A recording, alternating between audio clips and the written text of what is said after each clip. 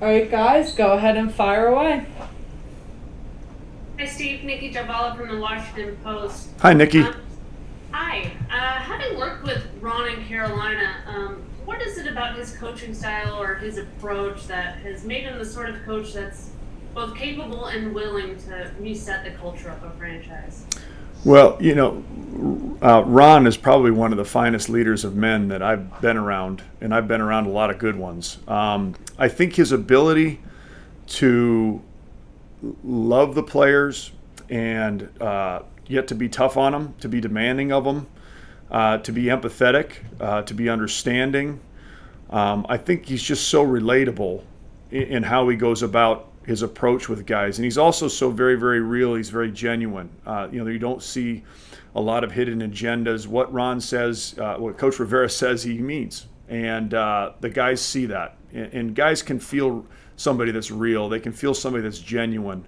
And a lot like Coach Del Rio, those guys were great players, and in this league, that certainly helps. To be able to have those qualities that Ron, he's very honest. He's forthright. You can trust him. I can go on and on, but this is the right guy for the job. There is no doubt about that at all, Nikki. I know he's brought a lot of staff members from Carolina over to Washington. For you personally, why did you want to join this staff? And, how much does it help you to have others that work with you in Carolina? Oh, I think it's great, and esprit de corps and camaraderie is so very important in an organization. And I wanted to be here because I wanted to continue to coach with Coach Rivera, and continue to learn from him, to continue to help him, to coach with him. And then obviously an opportunity to coach, for Coach Del Rio and learn from him. I don't know if there's a lot of linebacker coaches in the NFL, if any, that can say they have two guys that they can look to on a staff like this, and to be able to say, wow, what an opportunity to learn, you know what I mean, and grow, and I want to be around guys like that, and I like to fix things. I'm a teacher. I love challenges, and I like going into something that could be really, really good, but hasn't been that way yet. And I like being part of the solutions, and that really, really appeals to me, because I think we all can see, we've got potential, and I don't like that word potential because that means you haven't done it yet, but we got to start somewhere, and like I said, I like to fix things. Hi, Steve. Matt Harris from the Washington Times. Thanks for doing this. Oh, you bet, Matt. Thank you. Yeah.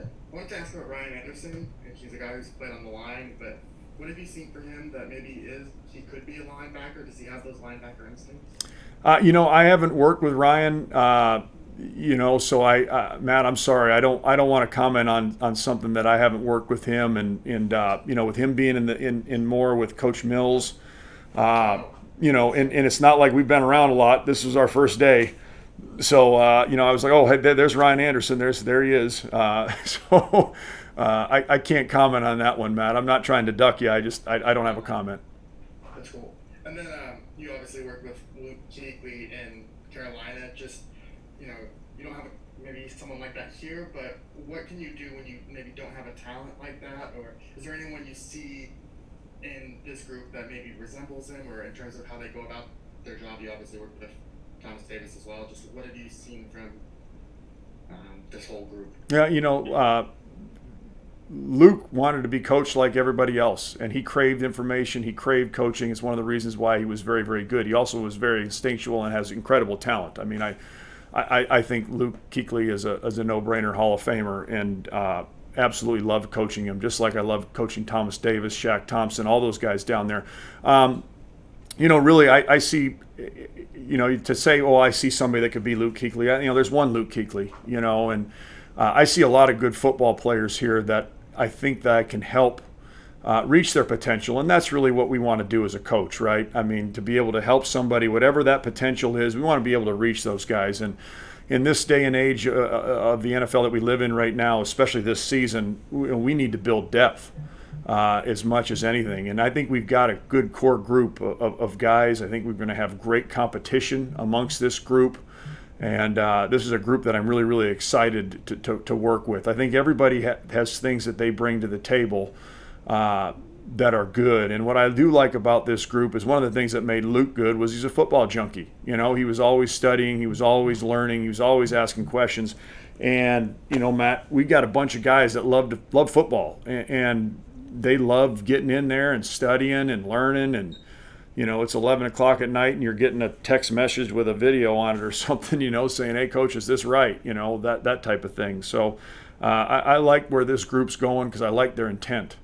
I like their work ethic. I like how they're hungry, and having competition the way that we have it, I think is, you know, brings out the best in people in that regard as well. And it gives everybody a chance, and everybody wants a chance in the NFL, that's for sure.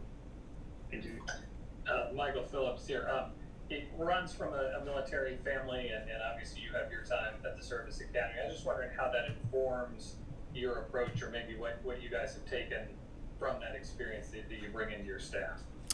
Well, you know, you bring in the structure, you bring in the organization, you know, you bring in discipline, and people, you know, don't like to hear that word discipline, or they immediately think when they hear the word discipline, oh, this guy's dropping the hammer, and this guy's doing this guy's doing that, you know, he's being, you know, he's going to be really hard on these guys. Well, yeah, we can be demanding, but we don't have to be demeaning.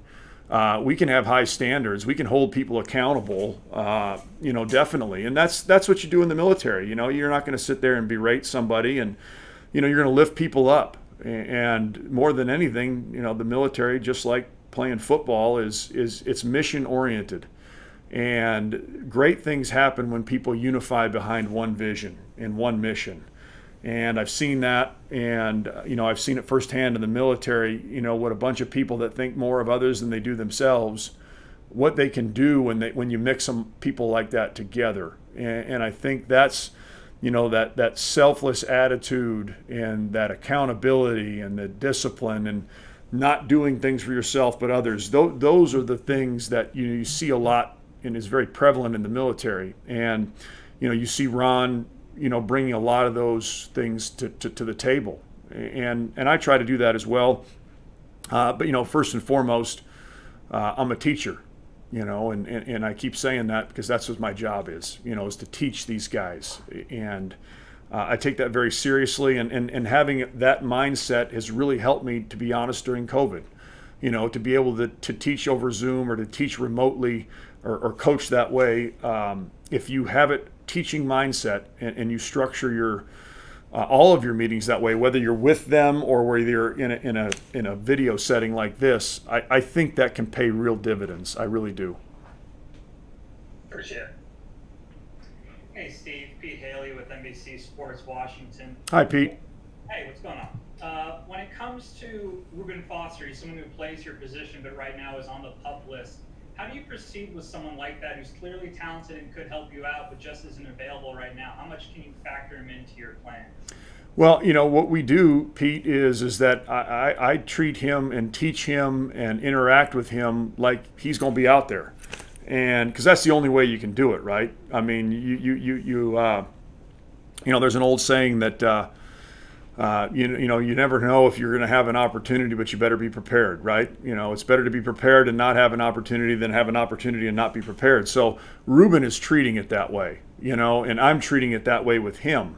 And then, you know, it'll all work itself out once, you know, if he's able to get cleared and all that kind of type of thing. But I want to have Reuben Foster ready mentally, you know, and emotionally ready to go out there and play football. You know, the physical part will come through reps, and obviously is great work with RV and the trainers and Chad and the strength staff, all that kind of stuff. But my job is to make sure that when he hits that field, so it's a lot of mental work. You know, we were out today, you know, with the rookies and the injured guys were in.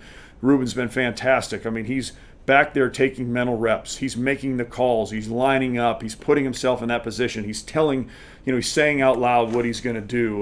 You know, I quiz guys a lot in meetings, and one of the things I like to do with Reuben is Reuben will push mute, and I see Reuben making all the calls with his hands, whether I ask him or not. And, you know, I can see his lips moving, whether I ask him a question or not, because I told him, I don't have to ask you a question for you to be able to answer it. And I really like where Reuben is. I like his intent. I really like his focus. I like his discipline right now, and obviously we're rooting for him. You know, I'm a big Reuben Foster fan. I want to see him get back out there and play some football, because I know that's what he loves to do, and that's what he's worked very, very hard to do. So we'll see how that all works out. I don't know. I'm not a trainer, so I coach the guys that I'm able to coach. But that'd be a fun one to work with. There's no doubt about that. And I like his approach right now and how he's approaching it. He's approaching it like I'm going to be back out there, and when I am, I'm going to be ready. Thank you. You bet.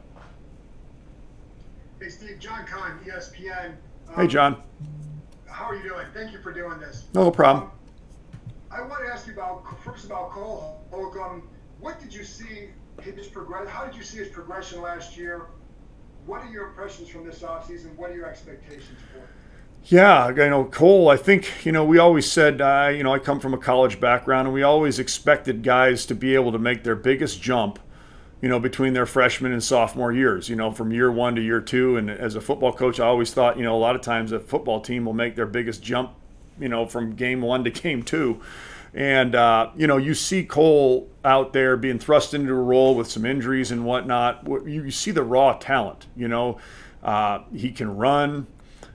He's aggressive. He does have some instincts, but I also see a very raw player. That they moved him around. I think he was a safety. When he came in and walked on at North Carolina, and I think he played a lot of different spots. He's got very good football IQ. He studies the game. He loves the game. He puts time in away from the game. He's one of those football junkies, and I really, really like coaching those football junkies because they're a lot of fun to be around. You see some rough edges that you'd love to be able to polish up. And I think as a coach, that's going to be my job, to make sure that he knows what he's doing, but not only that, how he does it.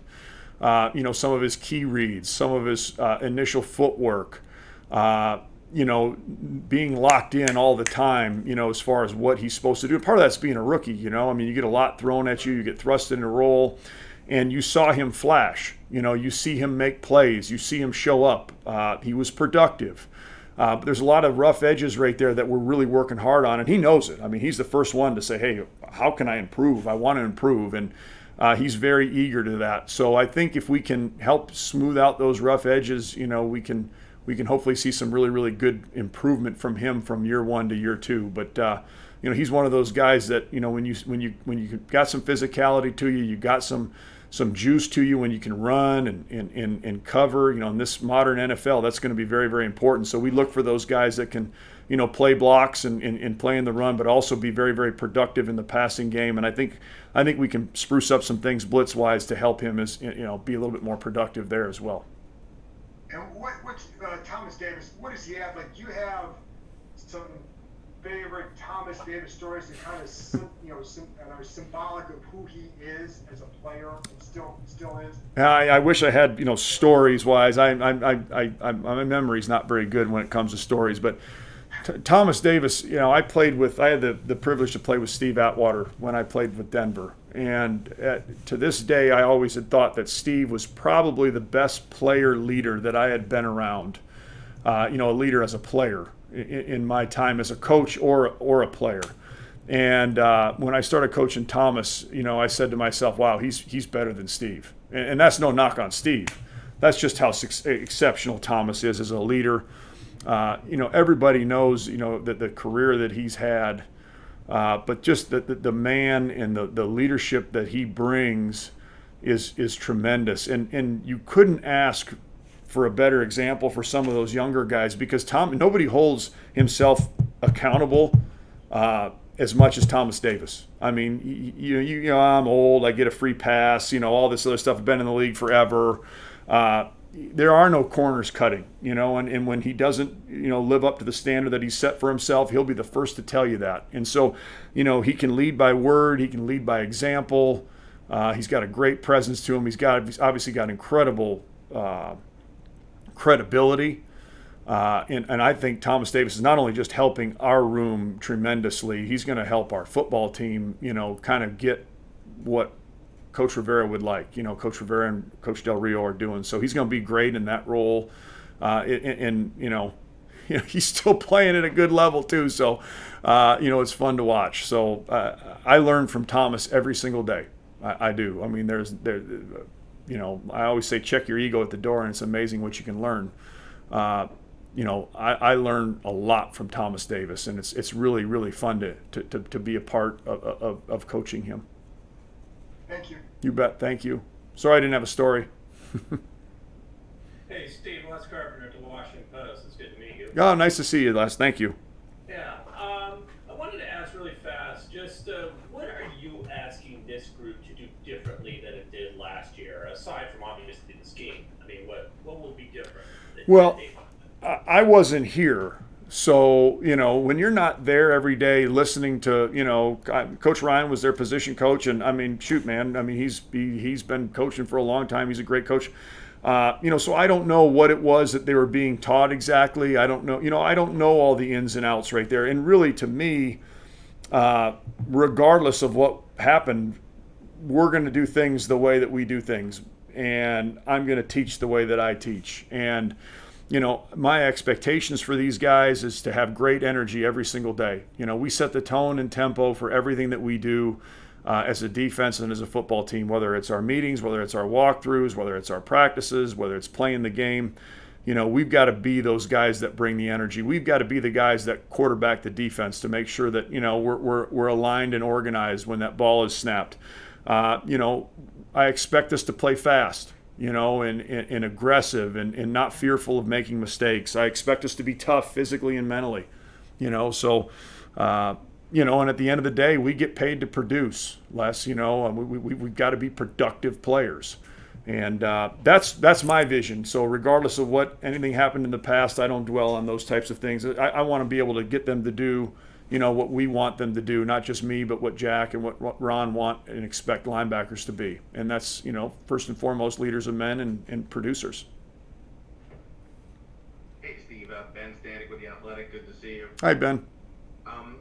With regards to Kaliki Hudson, if I'm saying his first name right. It's Kalik. I called him Kaliki for like an entire meeting, and then he corrected me the very first meeting and said, "No, okay, coach, it's Kalik."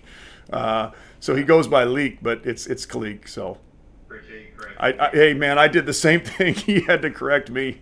He's an interesting player, both defensively and special teams. But for you specifically, what are the things that you're kind of focusing on with him going into his rookie year? You know what? Just let's learn how to be a pro. And he's been great. He's attacked it. For what little we've been together, he's eager.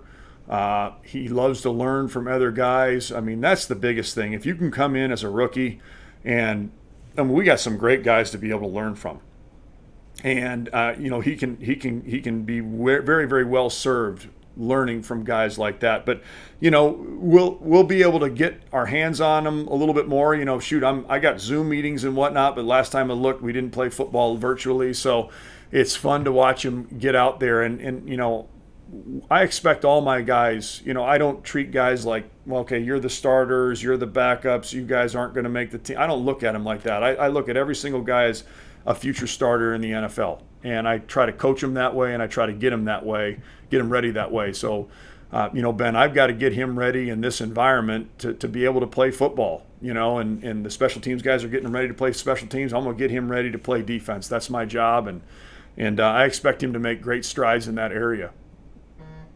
And I'm just curious, you're the linebackers coach, but obviously with Ron and Jack, you've got two guys who play the position at the highest level. I'm just wondering, do you find them poking their nose in the room a lot to see what's going on with the linebackers? No, they're in and out of everybody's rooms, and I've worked with Ron for a couple of years, and he'd come in and I'm one of those guys that I truly believe. I try to practice what I preach. When I say check your ego at the door, I'm a damn fool, pardon my language, if I don't really gravitate to those guys and say, hey, and just learn from them, because they were great players. They were great linebacker coaches. They're great coaches, period.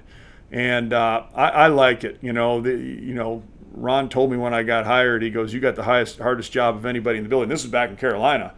He goes, because I know you played linebacker and you coached linebacker, but I played linebacker and I coached linebacker and I'm the head coach. So no, it was all good. He was trying to be funny, but I love learning from those guys, Ben. I really do, and it's not something that I find evasive or whatever, and those guys want to learn from them too. So if they want to jump in, obviously I embrace that, and they'll do that from time to time, but they're also really good about letting people coach. So I think we've struck a really, really good balance there, to be frank. And I'm really, really pleased with it. And as I said earlier, there's not many linebacker coaches that have the opportunity to learn from two guys on their staff, let alone one guy on the staff like that. So, I'm fired up. I mean, I'm getting my PhD in linebacker play every day. Thank you. You bet. Awesome. Well, thanks so much for your time, Coach. Thank you guys for joining.